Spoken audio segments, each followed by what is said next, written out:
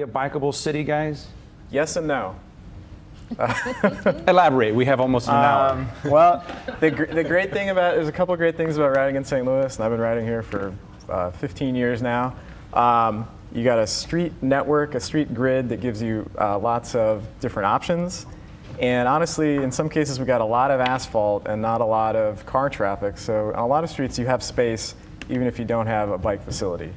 The other great thing about St. Louis and cycling is Great Rivers Greenway. That's probably the best thing the region has done, is create that district going back to 2001, building the off-street network all throughout the region, which is coming. People are really seeing it now. There's a lot more stuff out there. Where St. Louis is really not doing as much as we should be doing, where we can do a lot more, is our on-street infrastructure. The biggest barrier to getting people who ride a little bit to ride more, or who don't ride at all to try riding, is the perception of whether it is safe or not to ride on the street.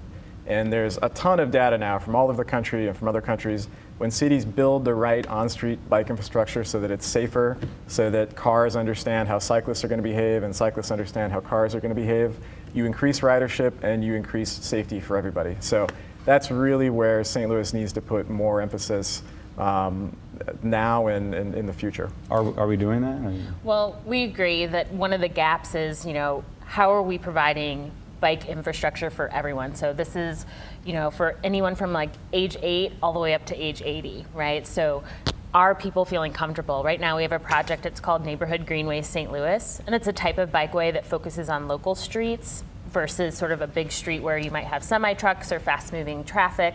That's really what's going to help reach a larger swath of the population and get people biking as part of their daily life. Is this demand growing? Or when you talk to people that you serve and talk to survey the community and whatnot, or is there a thirst for cycling? Yes, we are actually right now working with the City of St. Louis to expand the on-street Bike St. Louis network that we have already. We had a public meeting back in September last year, and it was amazing. All the folks that came out wanted to see all the routes. We're doing 40 more miles of new routes all throughout the city, North City, South City, everywhere. And it's really interesting to hear because people want to go out and be able to use it for commuting, being able to go run errands, go to school. We work with TrailNet quite a bit. Every year we do a count program to measure pedestrians and bicyclists on street as well. And the numbers keep growing every year. So I think there is a demand, and there's just a culture more that's growing in St. Louis, as it is around the country, about allowing options for folks who want to be able to bike to work or bike to school or to the Metrolink to catch a ball game. As a community, though, relative to other cities that are known for biking, where do we stand? I mean, are we really that much of a biking culture? Especially when I'm thinking really about, do we really bike to work in this town? We're kind of in the middle, I think.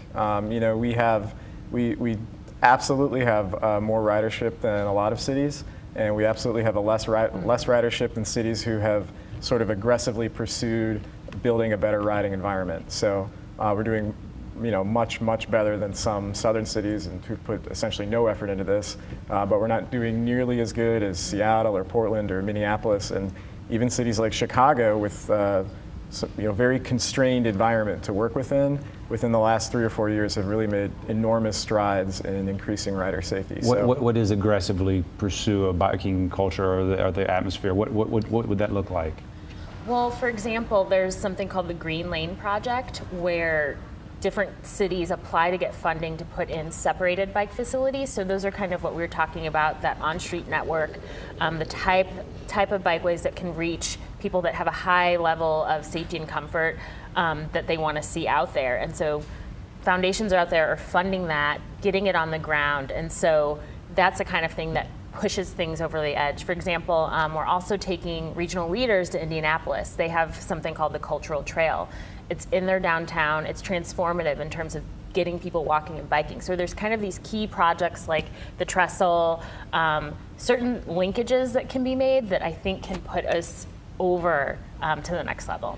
But I think going to what Scott was talking in the beginning too is that there is more and more interest from citizens to be if they're going to want to feel safe on the road, they want to be physically separated. And so it's facilities like the Cultural Trail in Indianapolis, or what's being done in Chicago and other cities, about taking some of that roadway space that is built for a large capacity of moving automobiles, taking some of that and making it dedicated specifically for bicyclists to use, and so that they're physically separated from the vehicular traffic, which I think is really what a lot of cities I've seen. Once they start to build that type of a system, the increase in the number of users just skyrockets. Just go ahead. Well, and part of that, I think, is the economic impacts that can go along with that. It's so the cities that are doing those things, they're seeing development spring up along these walking and biking trails, and it's having many community benefits beyond just providing for someone that's out on a ride in their free time. It's really about shifting how people move around, and it has all of those benefits. So I think that's another thing that's going to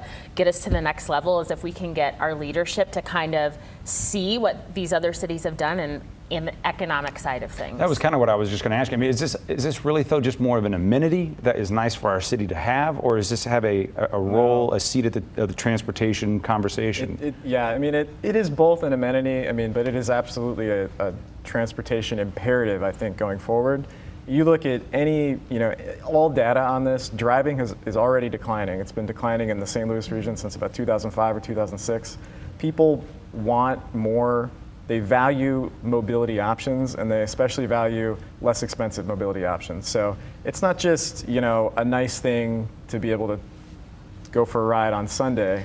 There is a large and growing population of people who are going to be relying on the cycling network in order to get to work, or their family can't afford 2 cars, so one of them is going to have to get to work without a car. I mean, these things are important, and we should be. I think we don't have to do anything to take away from the existing automobile network in order to enhance the walking and cycling network. So that's, I think, the message we needed to get out there, that we can serve more people without taking anything away from what anybody's doing today. Even in the winter, are we going to? I rode all winter. Yeah, we can absolutely get there. Yes, To people. work. Yes, people are doing it, and if the streets are plowed, and yes, there are ways. Oh yeah, to street do plowing. It. That's right. That's another topic we have to put on the next transportation show. We get Jeff back over here for side street plowing.